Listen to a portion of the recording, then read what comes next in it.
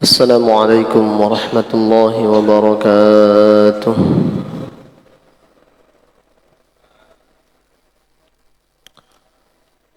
الحمد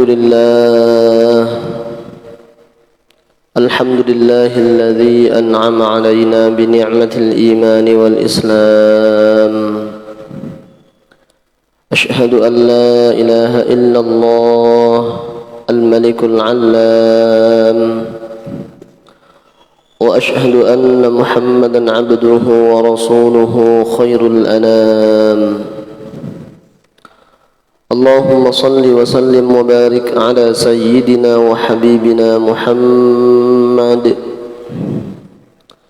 وعلى آله وصحبه صلاة وسلاما دائمين متلازمين على ممر الدهور والأيام. رب اشرح لي صدري ويسر لي أمري واحلل عقدة من لساني يفقه قولي. نويت التعلم والتعليم والاسترشاد والإرشاد، ولا حول ولا قوة إلا بالله العلي العظيم. أما بعد، سعادة الأفاضل علماءنا الكرماء وأساتذنا الأعزاء، حضرة المكرمين المحترمين، segenap pengurus dan jamaah Masjid Babul Jannah yang mudah-mudahan kita semuanya dimuliakan oleh Allah Subhanahu wa taala. Amin ya rabbal alamin. Puja-puji syukur kehadirat Allah Subhanahu wa taala. Salawat dan salam mudah-mudahan senantiasa tercurahkan keharibaan Nabi Agung Muhammad sallallahu alaihi wasallam. Kita berdoa dan mohon kepada Allah Subhanahu wa taala, mudah-mudahan dengan ta'lim kita, pertemuan kita pada subuh kali ini, Allah mencurahkan kepada kita semuanya, keluarga kita, handai tulan kita, rahmat, taufik dan hidayah, dan mudah-mudahan kita semuanya Allah golongkan sebagai hamba-hamba yang salih dan salihah. Dan saat kita meninggal dunia nanti, mudah-mudahan kita semuanya meninggal dalam keadaan husnul khatimah. Amin ya rabbal alamin. Ala hadhihi an-niyyah wa ala ma nawahu as-salafus salih wa likulli niyyatin salihah. Al-Fatihah. A'udzu billahi minasyaitonir rajim. Bismillahirrahmanirrahim. Alhamdulillahi rabbil alamin arrahmanir rahim maliki yaumiddin. إياك نعبد وإياك نستعين اهدنا الصراط المستقيم صراط الذين أنعمت عليهم غير المغضوب عليهم ولا الضالين رب اغفر لي ولوالدي وللمؤمنين آمين. بسم الله الرحمن الرحيم. حاضرين dan hadirat أعزني الله وإياكم أجمعين. Melanjutkan kajian kitab Al-Arba'in An-Nawawiyah di hadis yang ke-6 dengan tema Al-Ibti'adu 'anil syubhat, menjauhi hal-hal yang syubhat. An Abi Abdullah An-Nu'man bin Bashir radhiyallahu anhuma qala, dari sahabat Abu Abdullah An-Nu'man bin Bashir radhiyallahu anhuma. Kenapa menggunakan radhiyallahu anhuma? Karena ayah beliau yaitu sahabat Bashir juga menjadi sahabat. Anaknya sahabat, ayahnya juga sahabat, maka radhiyallahu anhuma, semoga Allah meridhai mereka berdua. Beliau, sedikit kita perlu mengetahui biografi sahabat Nu'man bin Bashir ini. Beliau lahir pada permulaan bulan ke-14 hijrahnya baginda Nabi Muhammad sallallahu alaihi wasallam. Jadi setelah 1 tahun, kemudian 2 bulan, 14 bulan baginda Rasul ada di Madinah, itu sahabat Nu'man bin Bashir lahir. wa hamalathu ummuhu ila al-Mustafa sallallahu alaihi wasallam fatalaba tamratan famadaghaha thumma wada'aha fi fammih. Ketika lahir langsung dibawa oleh ibunya ke hadapan baginda Rasul. Lalu Rasul kemudian meminta untuk dibawakan kurma. Kemudian kurma itu beliau masukkan ke dalam mulut mulia beliau, dihaluskan, dilembutkan, baru kemudian beliau letakkan di mulutnya sahabat Nu'man bin Bashir yang masih bayi. Itu yang kalau kita sekarang disebut dengan tahnik. Tahnik itu memasukkan sesuatu yang manis ke dalam mulut bayi. Itu hukumnya adalah sunnah. Dan beliau adalah sahabat yang pertama kali dilahirkan, sahabat dari golongan Ansor yang pertama kali lahir setelah hijrahnya Nabi ke Madinah. Itu sahabat Nu'man bin Bashir. Nabi hijrah itu selama 14 bulan tidak ada orang Ansor, sahabat Ansor yang melahirkan anak. Baru sahabat Nu'man bin Bashir ini. Beliau mendapatkan hadis sejak beliau masih kecil. Dalam istilah hadis itu ada namanya tahammul, ada namanya ada. Kalau tahammul itu mendapatkan hadisnya. Beliau mendengarkan ceramah-ceramahnya Nabi, tausiahnya Nabi, itu namanya tahammul. Nah, kemudian ketika beliau menyampaikan kepada sahabat lain atau kepada tabi'in, kepada murid-murid beliau, itu namanya adalah ada. Ada tahammul, ada. Kemudian beliau juga pernah semasa hidup beliau itu menjadi amir di Kufah. Amir itu gubernur. Kalau sahabat Amr bin As itu gubernur di Mesir. Kalau beliau di Kufah. Kufah itu di Irak. Sempat juga beliau menjadi qadhi di Damaskus dan Homs. Ini di Syria. Yang kemarin menjadi ajang pertempuran. Itu daerah Homs. Itu termasuk dahsyat pertempurannya. Bahkan ada indikasi menggunakan senjata pemusnah massal. Lawang kucing-kucing, ayam-ayam semuanya itu mati. Tumbuh-tumbuhan itu mati semua. Tidak ada luka tembak. Jadi ya dibuang senjata kimia atau senjata biologi, mati semua. Dia ngeri sekali orang perang itu. Makanya salah satu nikmat besar yang Allah berikan kepada kita semuanya adalah nikmat kedamaian. Itu nikmat sekali.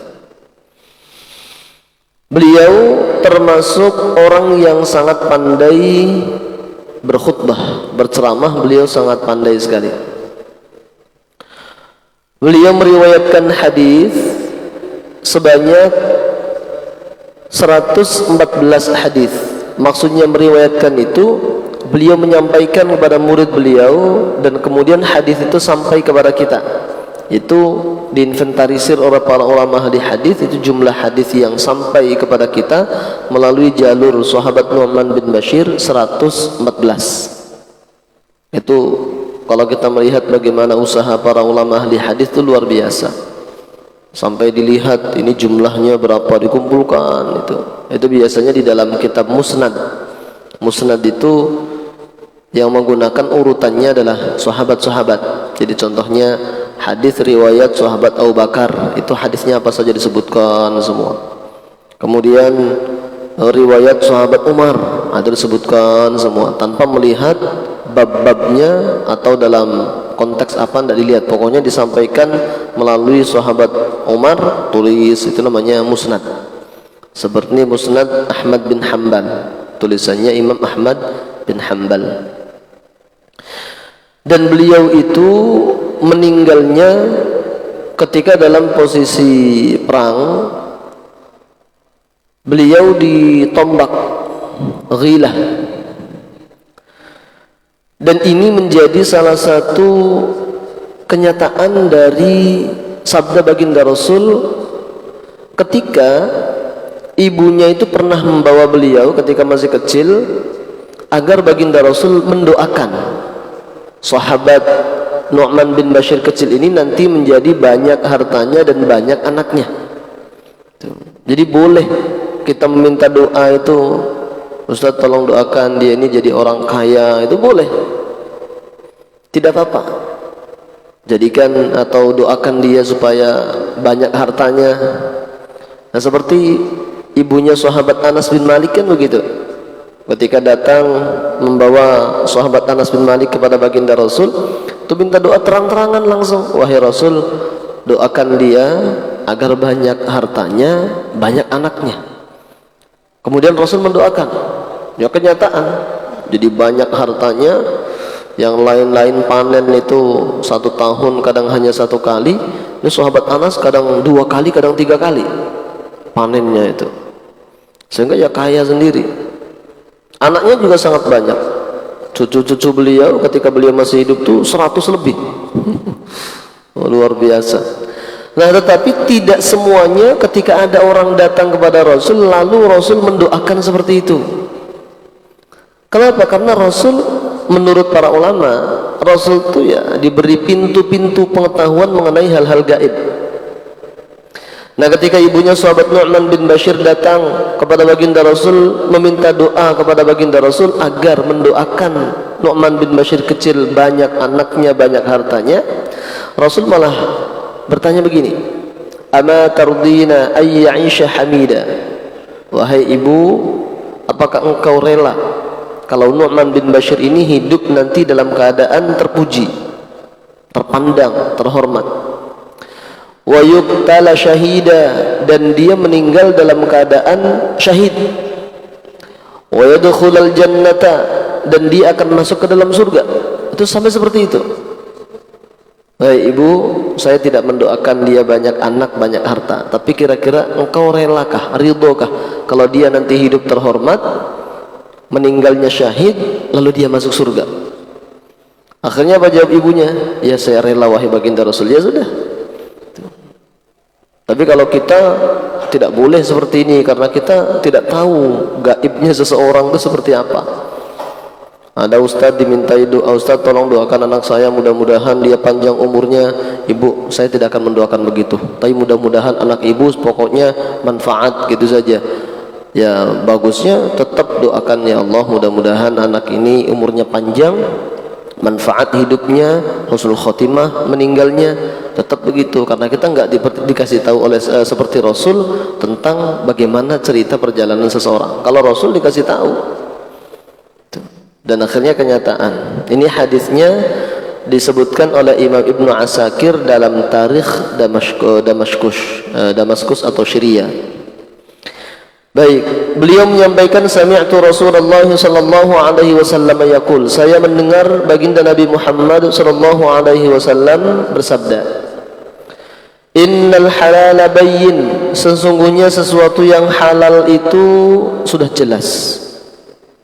Sesuatu yang halal itu sudah jelas. Nah, sekarang pengertian halal itu apa? Ini ada 2 pendapat ulama mengenai pengertian halal, yang dari definisi itu, dari definisi yang berbeda itu, kemudian prakteknya di bawahnya panjang sekali perbedaannya. Kalau menurut Imam Syafi'i dan Imam Malik, yang dimaksud dengan sesuatu yang halal itu ma lam yarid dalilun bitahrimih, itu sesuatu yang tidak didapati dalil yang mengharamkan. Jadi ada benda, ada makanan, kemudian tidak dijumpai bahwa makanan ini haram, itu berarti halal. Berarti gambarannya bisa jadi bi anwarada dalilun bihillih. Kemungkinan pertama sudah jelas Allah sebutkan, Rasul sebutkan ini halal, jelas ini halal. Atau kemungkinan yang kedua, itu tidak dijumpai dalil sama sekali yang menjelaskan apakah dia halal atau haram, enggak ada dalilnya, itu berarti halal. Contohnya apa? Kasyurbil qahwah, minum kopi. Nah, minum kopi kira-kira ada tidak dalil kehalalannya? Tidak ada. Tapi Ustaz katanya itu ada dalil bahwa salah seorang habaib dia berjumpa dengan baginda Rasul dalam mimpi. Lalu dikasih tahu, kalau kamu ingin agar syaitan-syaitan tidak masuk ke dalam rumahmu, maka jangan pernah hilangkan aroma kopi dari rumahmu. Lalu apakah itu disebut dengan dalil? Ya tidak, bukan dalil, tapi itu lewat mimpi. Iya, dalil itu, hadis itu harus baginda Rasul sampaikan ketika beliau masih hidup, itu baru menjadi dalil. Tapi kalau lewat ru'ya, lewat mimpi, itu tidak bisa menjadi dalil, tidak menjadi dalil syariat. Ada Al-Quran, ada hadis, ada ijma', ada qiyas. Ini empat ini ada dalil yang sepakat. Kemudian yang khilaf masih diperdebatkan apakah dia dipakai atau tidak. Tapi banyak yang memakai seperti masalah mursalah, istihsan, saddu dzari'ah, al-urf, syar'u man qablana, amalu ahli Madinah, istishab 7. Itu sama sekali tidak masuk tadi. Kalau kita bermimpi berjumpa dengan Rasul, itu adalah sebuah anugerah. Tetapi apa yang Rasul sampaikan itu tidak bisa menjadi dalil syar'i. Apalagi kemudian tidak jelas sanadnya itu dari mana gitu. Jadi kalau cinta kopi, ya cinta saja, tidak apa-apa, boleh minum kopi silahkan setiap hari. Tetapi satu, diperhatikan efek kesehatannya. Yang kedua, tidak usah membuat hadis-hadis yang palsu, tidak boleh. Saking cintanya kepada kopi, untuk memasyhurkan kopi maunya bikin kata baginda Nabi. Tidak boleh begitu, bahaya bahkan. Nah, yang jelas kopi itu tidak dijumpai dalil kehalalannya, tapi juga tidak dijumpai dalil keharamannya, berarti halal. Klepon, klepon kemarin kan ramai itu, makanan yang tidak syar'i, contohnya klepon. Dari mana tidak syar'inya? Nah, klepon itu tidak dijumpai dalil tentang keharamannya, berarti halal. Itu pengertian halal. Termasuk ini ad-dukhan, disebutkan dalam kitab Al-Jawahir Al-Lulu'iyah. Ad-dukhan, dukhan itu apa? Rokok. Di mana disebutkan bahwa rokok itu hukumnya halal? Tidak dijumpai. Tapi di mana juga disebutkan bahwa rokok itu hukumnya haram? Tidak dijumpai. Maka hukum asalnya rokok itu ya halal. Hukum asalnya rokok adalah halal. Tetapi kemudian melihat kepada efek dan dampaknya. Ketika jelas-jelas rokok itu membawa dampak buruk pada kesehatan, maka masuk dalam kategori hadis la darara wa la dirar. Tidak boleh membahayakan diri sendiri, juga tidak boleh membahayakan orang lain. Maka kalau sudah jelas dengan merokok lalu kemudian sakit, apalagi kata dokter, "Bapak jangan merokok, Pak. Ini kalau merokok jantung Bapak bocor." Sudah melalui penelitian, kajian dokter spesialis untuk orang ini, dia pokoknya tidak boleh merokok, lalu kita tetap merokok, ya haram. Nah, makanya hukum merokok itu khilafiyahnya sangat tajam sebenarnya. Kalau kita mau membaca contohnya Ar-Risalah fit Tadkhin wa Tambak, itu ada tulisannya Syekh Yasin Al-Fadani. Beliau khusus membahas mengenai masalah hukumnya merokok. Nah, itu beliau sebutkan khilafiyah para ulama. Sebagian menyatakan haram, sebagian menyatakan minimal makruh, tapi sebagian menyatakan ada juga yang mubah. Tuh, tapi kalau sampai mengatakan bahwa rokok wajib itu ya terlalu.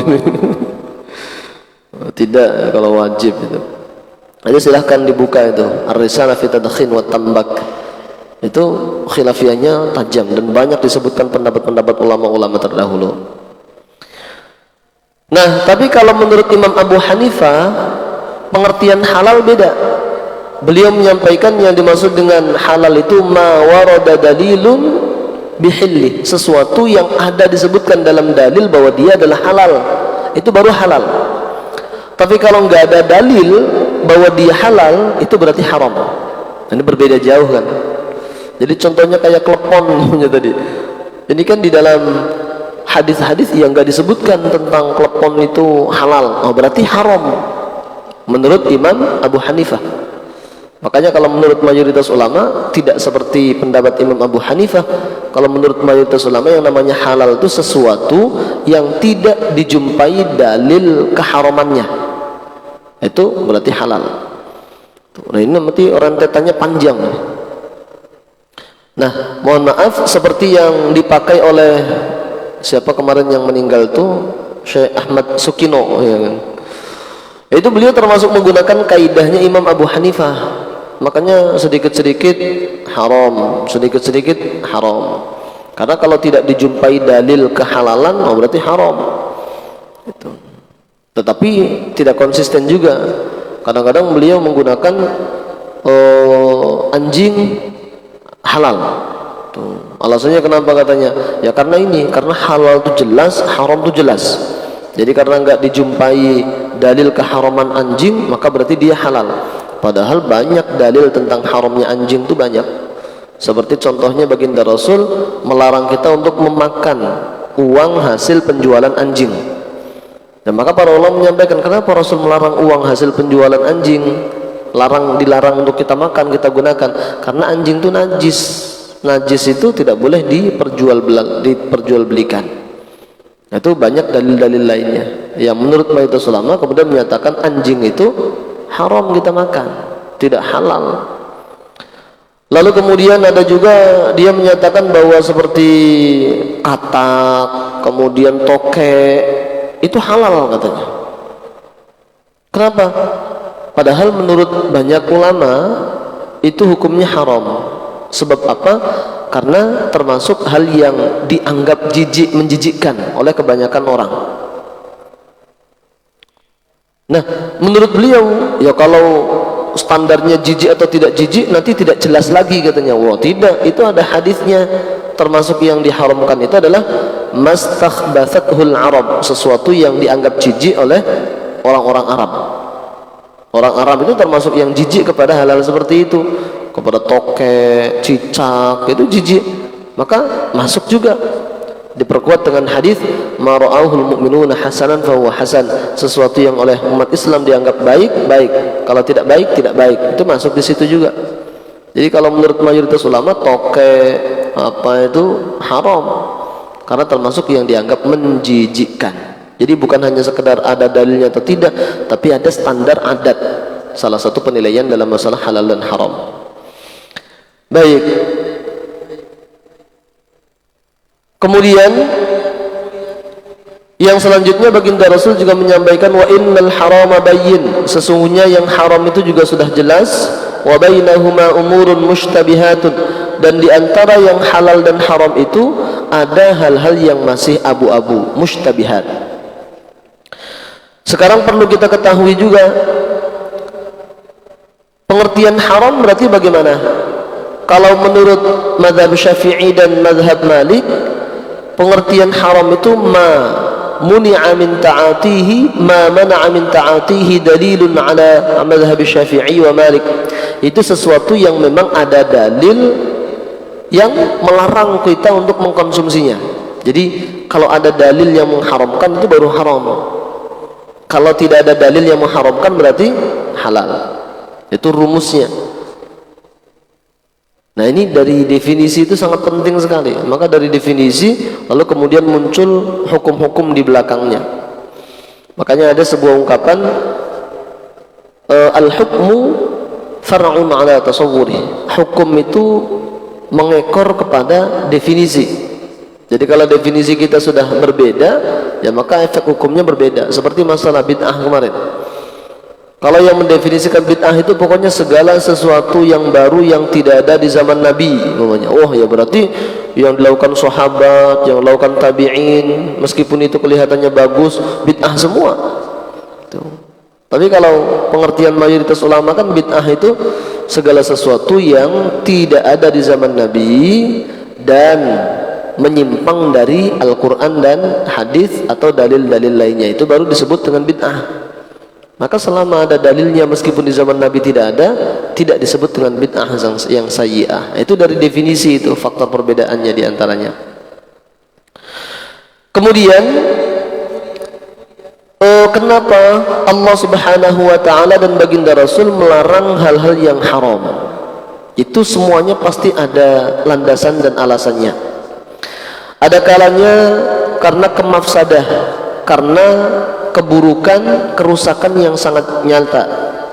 Contohnya minum minuman keras, kal muskirat. Tuh orang kalau mabok-mabokan, ya pasti dia tidak akan lagi menjaga agamanya. Orang kalau sudah pecandu narkoba, itu dia sudah tidak mikirkan bagaimana sholatnya, bagaimana auratnya, bagaimana harga dirinya, sudah nggak mikir ke situ. Al-muskirat. Atau ada juga yang karena mafsadah yang khafi, yang tidak begitu nampak tapi jelas itu termasuk mafsadah. Seperti apa? Berzina.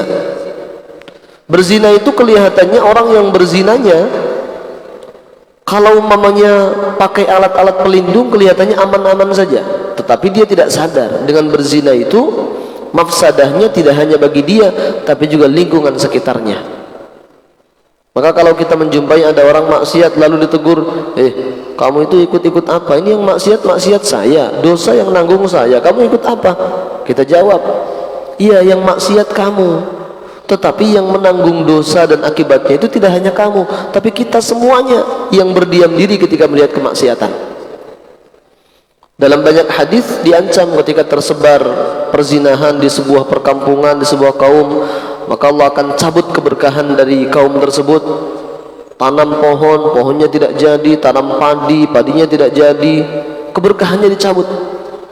Kemudian juga Allah turunkan bala bencana yang tidak ada henti-hentinya, dan Allah berikan pemimpin yang zalim. Itu termasuk bagian dari mafsadahnya zina. Meskipun dia kadang-kadang pelaku zina itu tidak mengaku dan tidak merasakan. Apalagi dengan adanya virus HIV, AIDS dan seterusnya, itu kan jelas juga itu. Atau ada juga karena madarrah. Madarrah itu sesuatu yang membahayakan secara fisik, seperti contohnya racun. Racun haram untuk kita minum bagi orang yang memang tidak terbukti tidak mengalami masalah ketika minum racun. Tapi kalau dia sudah kebiasaan atau kelainan minum racun itu tidak apa-apa, ya maka halal. Bagi orang yang memang sudah terbiasa minum racun itu tidak apa-apa. Tapi kalau minum minuman keras bagaimana? Ada orang minum minuman keras tapi dia nggak mabok-mabok, 1 botol, 2 botol, 3 botol, nggak mabok. Apakah menjadi halal? Tetap tidak. Karena kalau minuman keras meskipun tidak berefek menjadikan mabok bagi seseorang yang sudah terbiasa umpamanya, tapi tetap minuman keras itu najis. Nah, dengan najisnya saja sudah cukup menjadi alasan minuman keras itu hukumnya adalah haram. Baik. Di antara hal yang haram dan halal tadi ada yang namanya umur mustabihat, hal-hal yang masih syubhat. Maka kemudian para ulama menyampaikan yang dimaksud dengan syubhat di sini ghairu wadihatil hilli wal hurmah. Itu sesuatu yang masih belum jelas apakah dia halal atau haram. Wal muradu annaha tashtabihu ala ba'din nasi duna ba'din. Yaitu hal tersebut masih menjadi samar bagi sebagian manusia, tapi bisa jadi menjadi jelas bagi sebagian manusia yang lain.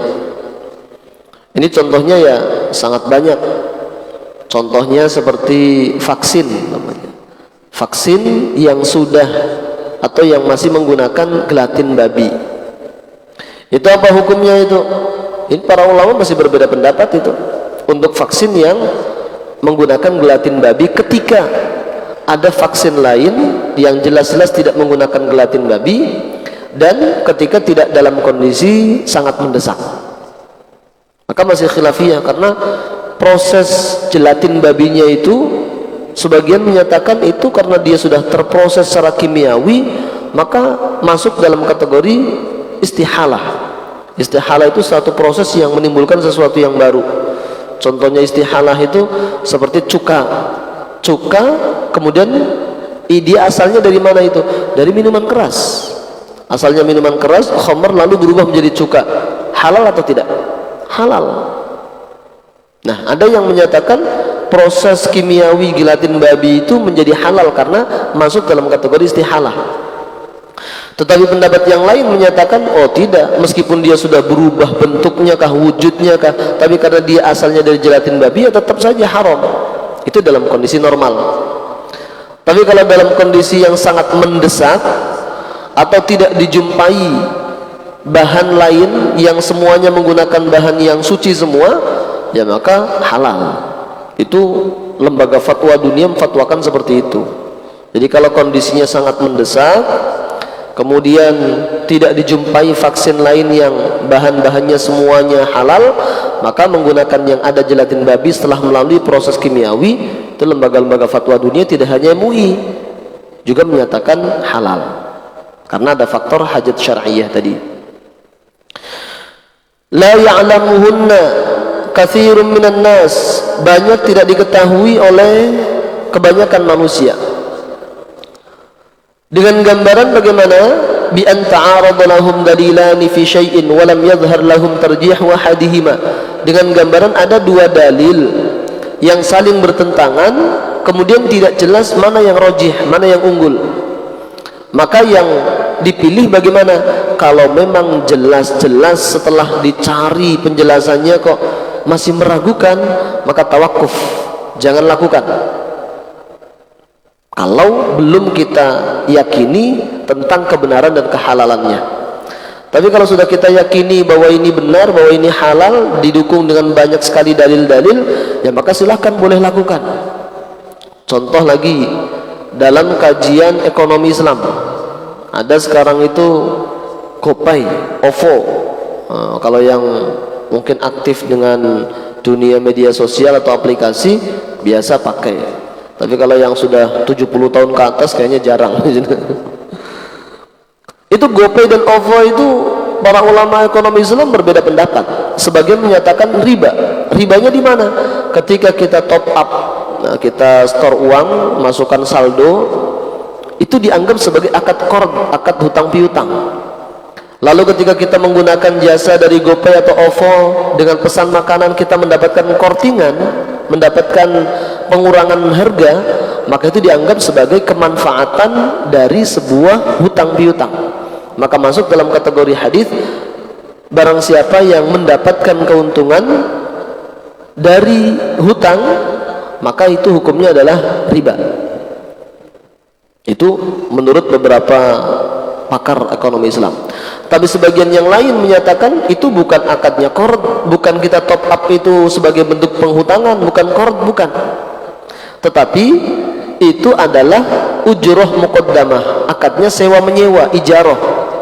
Jadi kita membayarkan ongkos sewanya dulu di depan, lalu kemudian ketika kita pesan jasa, menggunakan jasanya untuk membelikan sesuatu, kemudian kita dikurangi biaya sebagai bentuk hadiah atau hibah dari aplikasi tersebut, maka boleh. Itu para ulama dalam mentaki fikihnya itu berbeda-beda seperti itu. Nah, kalau memang kita yakin bahwa itu hukumnya boleh karena menggunakan akadnya akad ijarah, ya silahkan lakukan. Tapi kalau sampai kita cari-cari dalilnya apanya nggak ketemu juga, nggak jelas juga, ya tawakuf, jangan kita lakukan. Tuh. Termasuk lesing-lesing, bagaimana? Lesing syar'i itu sebenarnya dia sedikit saja pergeserannya. Lesing itu kan ada yang syar'i, ada yang konven. Kalau yang konven itu akadnya adalah lesing itu dia menghutangi kita. Kita bayar dulu DP ke dealer, umpamanya harga motor 30 juta. Lalu kita DP 5 juta. Maka lesing itu kemudian menghutangi kita untuk melunasi biaya motor tadi 25 juta. Statusnya hutang 25 juta. Kemudian kita nyicil kepada lesing. Bayarnya berapa? Kalau di total lebih dari 30 juta lagi, padahal hutangnya 25 juta, bayarnya 30 juta kepada lesing. Itu yang disebut dengan riba. Itu konven. Tapi kalau lesing syar'i begini caranya. Kita umpamanya datang ke dealer, lalu dealer mengalahkan, Bapak mau cash kah atau mau kredit? Mau kredit. Nah, kalau mau kredit silahkan pakai lesing. Maka kita datang kepada lesing, Pak lesing, ini saya punya hajat mau membeli motor. Motor apa? Nah, motor ini. Ya sudah. Nanti lesing akan membeli motor itu langsung cash 30 juta, 30 juta. Maka motor itu menjadi milik lesing dulu. Setelah itu lesing menjual kepada kita. Harganya lebih dari 30 juta, tidak apa-apa. Itu namanya murabahah. Jual beli murabahah. Tapi setelah motor itu dibeli dulu oleh lesing, menjadi miliknya lesing, meskipun tidak ada balik namanya tidak masalah, yang penting sudah statusnya menjadi miliknya lesing, baru lesing menjual kepada kita dengan harga yang lebih mahal daripada dia beli kepada dealer, nggak apa-apa. Itu namanya murabahah. Bedanya sedikit saja, tetapi menentukan halal dan haram. Jadi kalau yang sudah syar'i itu sudah memakai seperti itu, tidak apa-apa. Rumah pun begitu. Kita mau membeli rumah itu bukan kita DP dulu kepada pengembang, bukan, tapi langsung kepada KPR membeli rumah tersebut, lalu kemudian dia menjual kepada kita dengan harga lebih tinggi daripada dia membeli. Tidak apa-apa, itu namanya murabahah. Itu hanya beda sedikit saja caranya, tapi menentukan halal dan haram.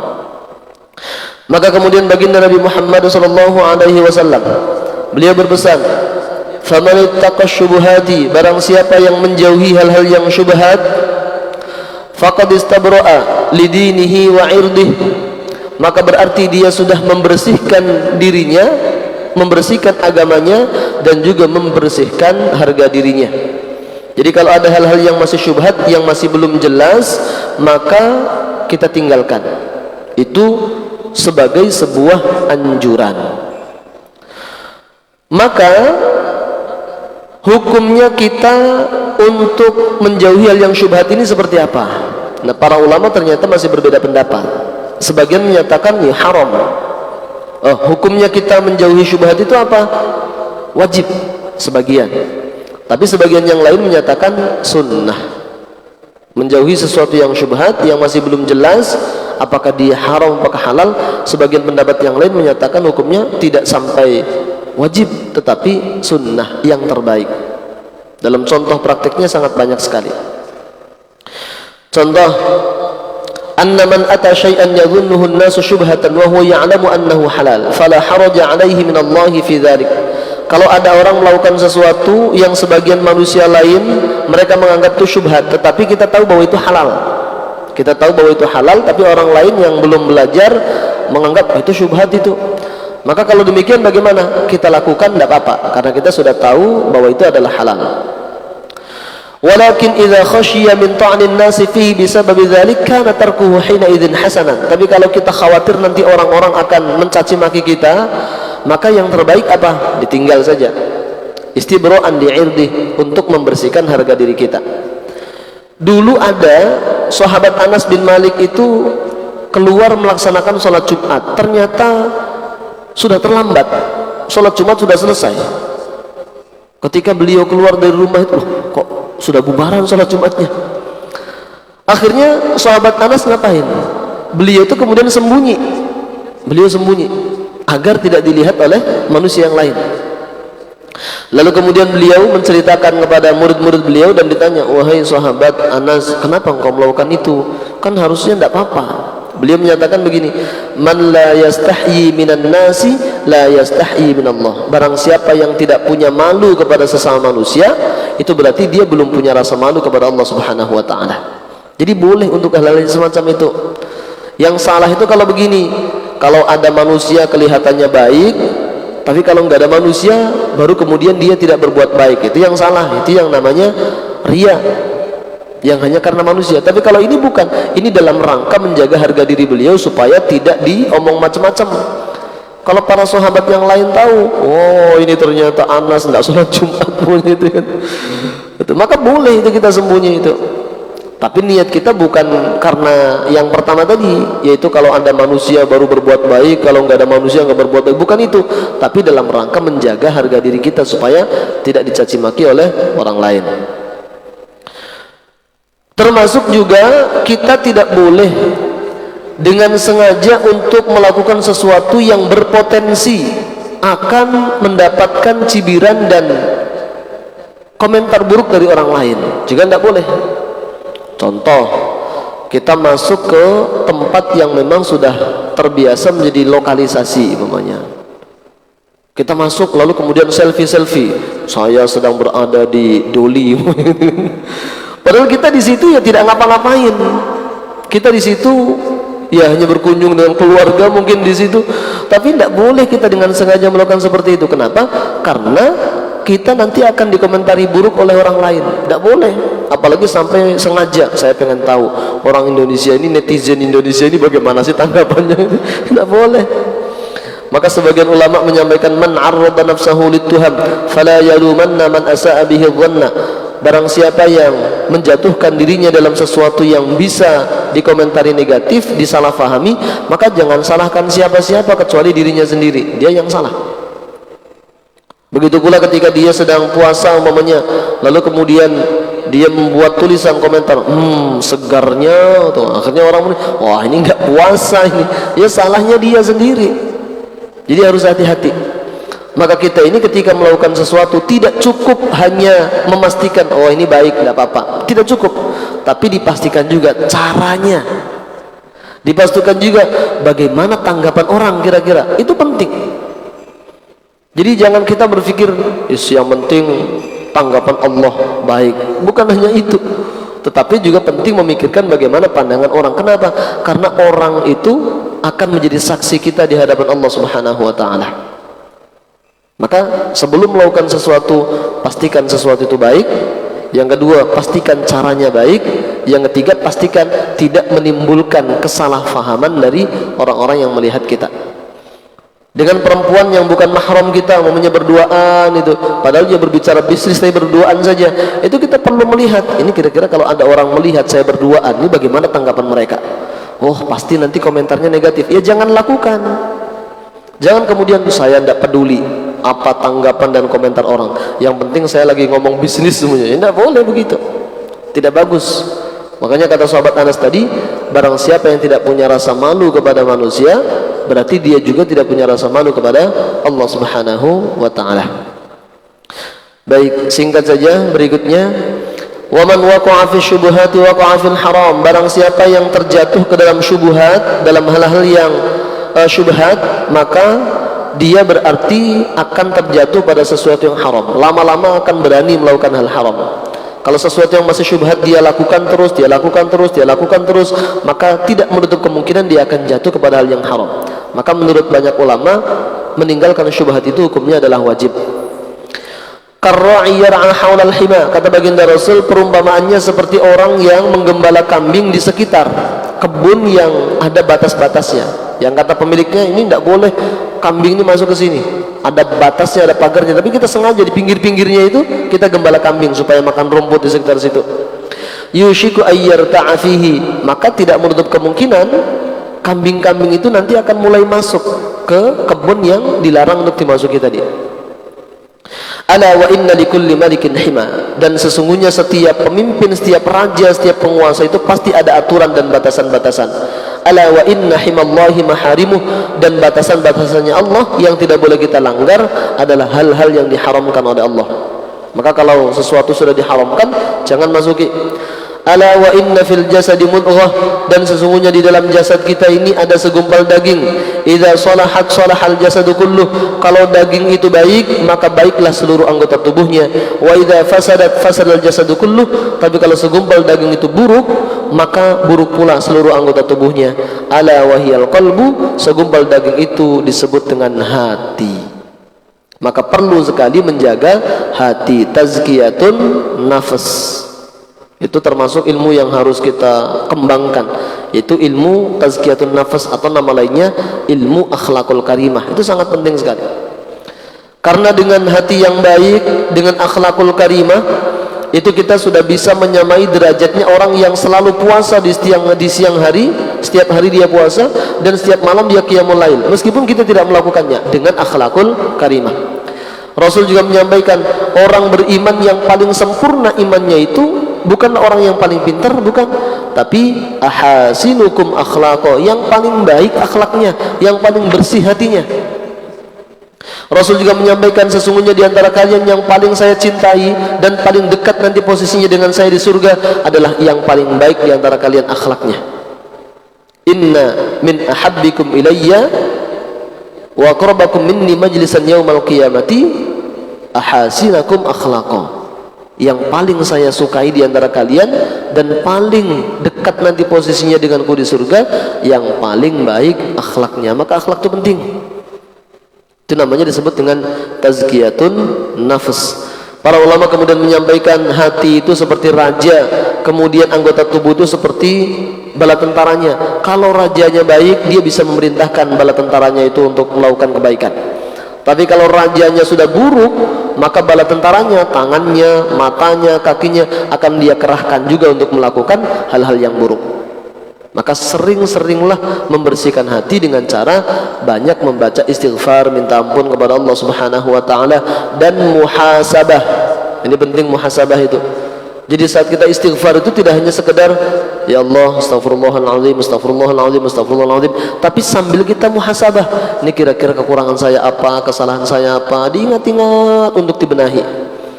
Maka ketika istighfar itu bagusnya ya jangan dalam kondisi-kondisi yang membuat kita lalai. Nonton sinetron, astagfirullahaladzim, astagfirullah, tapi pikirannya ke sinetron. Tuh. Begitu melihat perempuan tidak pakai aurat, astagfirullahaladzim, astagfirullahaladzim. Itu namanya, kata para ulama, istighfaruna yastalzimul istighfar. Istighfar kita itu perlu diistighfari lagi. Istighfar tapi karena dalam kondisi hati yang lalai, nggak sungguh-sungguh untuk minta ampun, maka perlu diistighfari lagi. Itu wallahu a'lamu bissawab. Sampai sini kalau ada pertanyaan, masih ada 5 menit ya Nasar. Kepada jamaah yang ingin bertanya, kami persilakan, ada waktu 3 menit.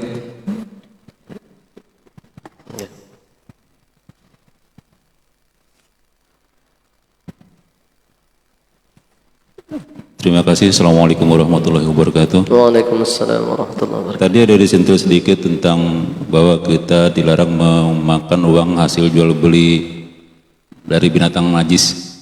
Nah, bagaimana kalau kita membeli, karena kita suka bertanaman, membeli sesuatu yang dari hewan halal tetapi bendanya najis, seperti misalnya kotoran kambing atau kotoran sapi atau kotoran ayam.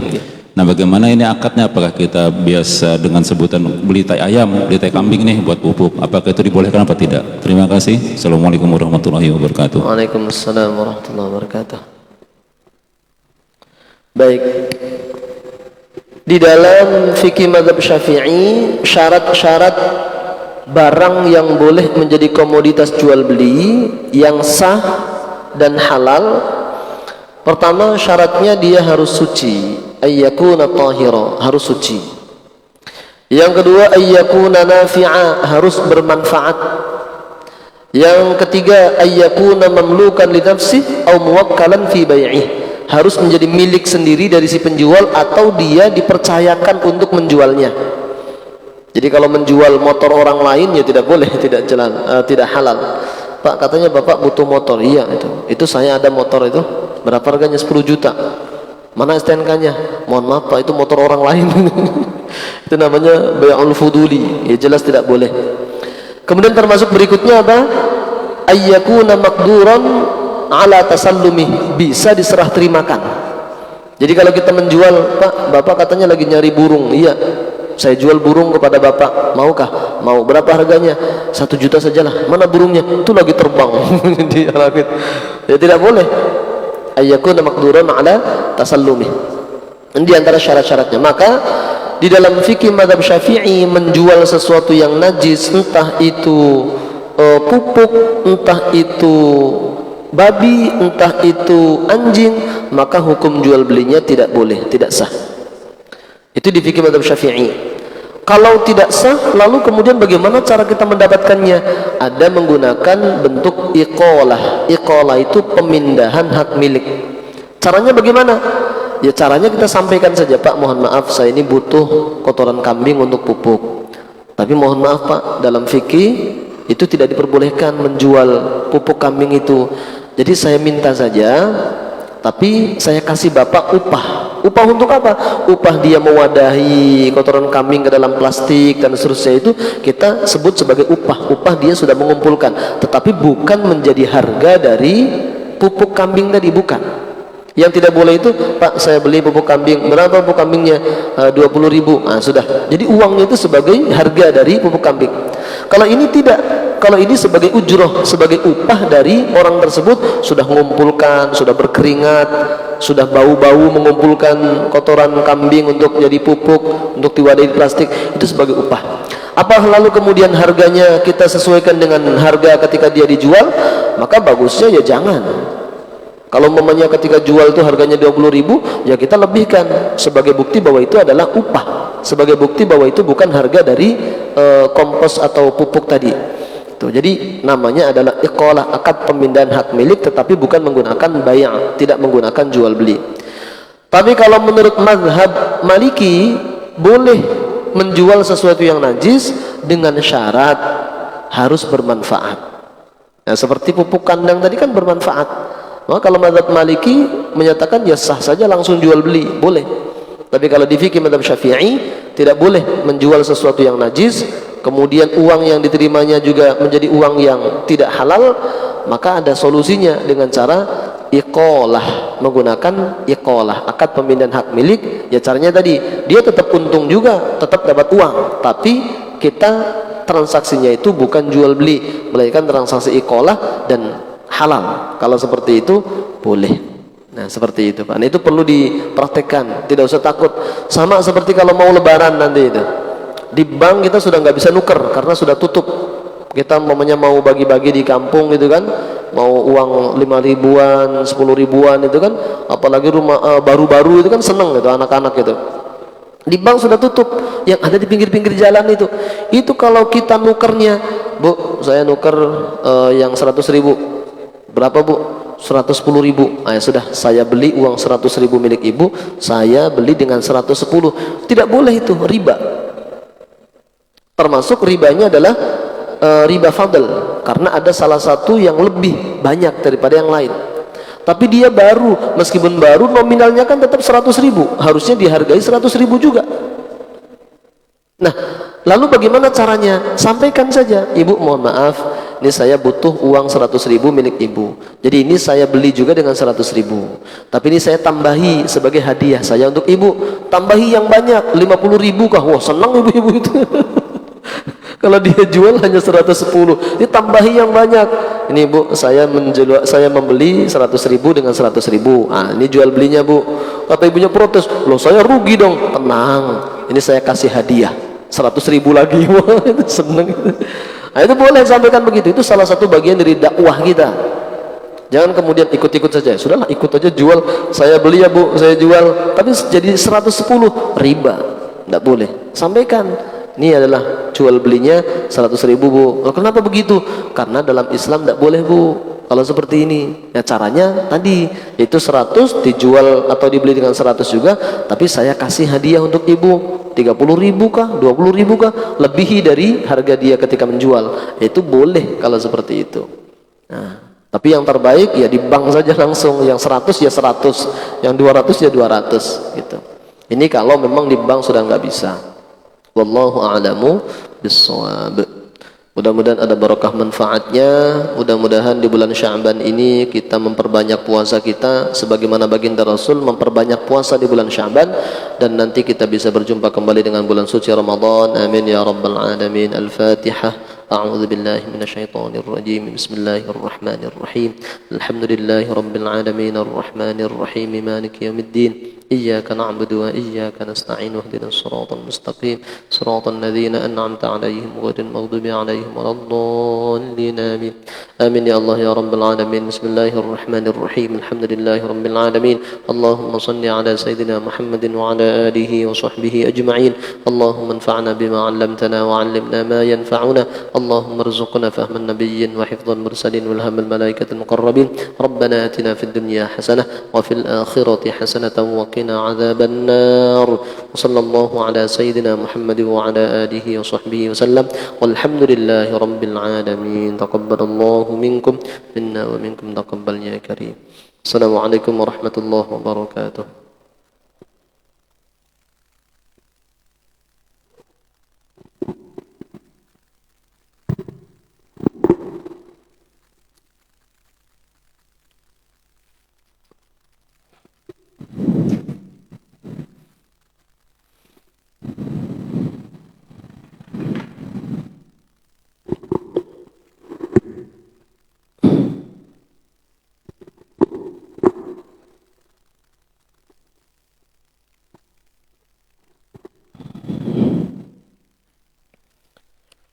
بسم الله الرحمن الرحيم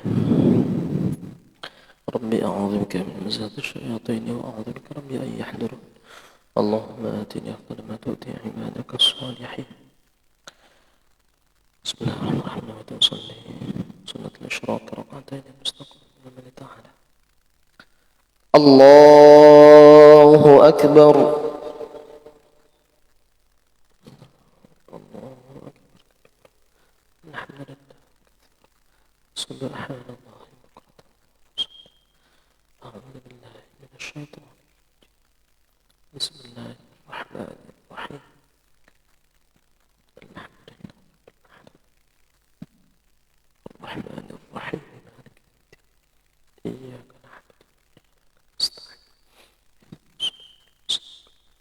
صراط الذين أنعمت عليهم رب اغفر لي ولوالدي وللمؤمنين آمين. بسم الله الرحمن الرحيم.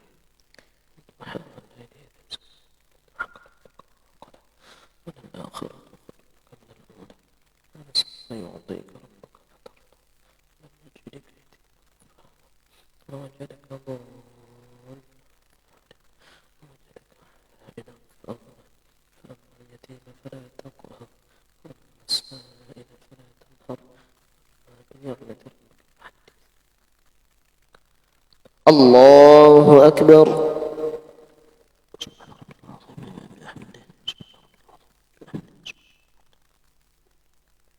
سمع الله لمن حمده. الله أكبر.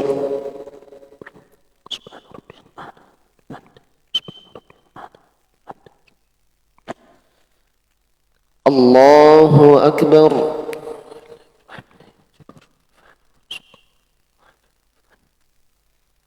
الله أكبر.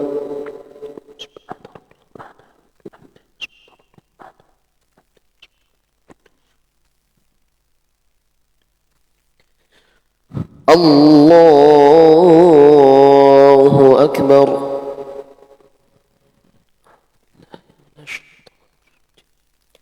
بسم الله الحمد لله رب العالمين الرحمن الرحيم مالك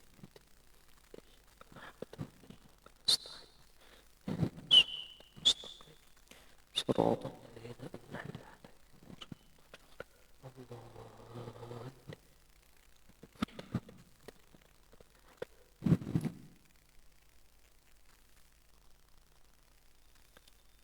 الله أكبر.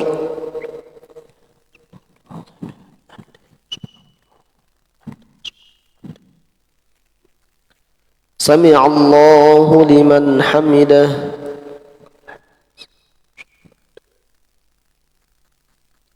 الله أكبر.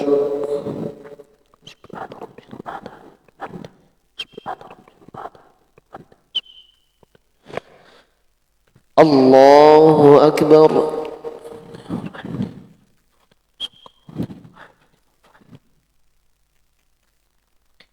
الله أكبر.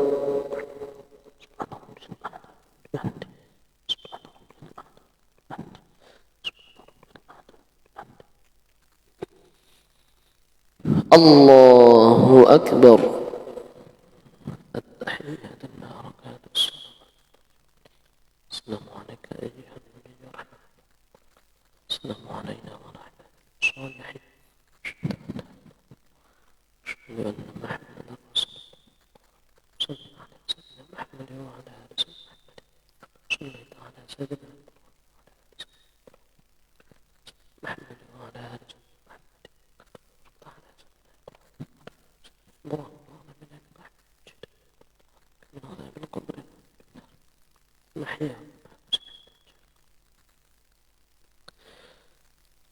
السلام عليكم ورحمة الله.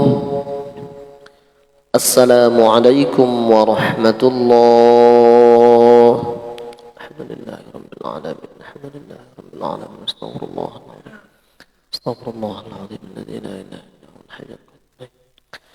الفاتحة. أعوذ بالله من الشيطان الرجيم. بسم الله الرحمن الرحيم. الحمد لله رب العالمين الرحمن الرحيم مالك يوم الدين إياك نعبد وإياك نستعين اهدنا الصراط المستقيم صراط الذين أنعمت عليهم غير المغضوب عليهم ولا الضالين آمين.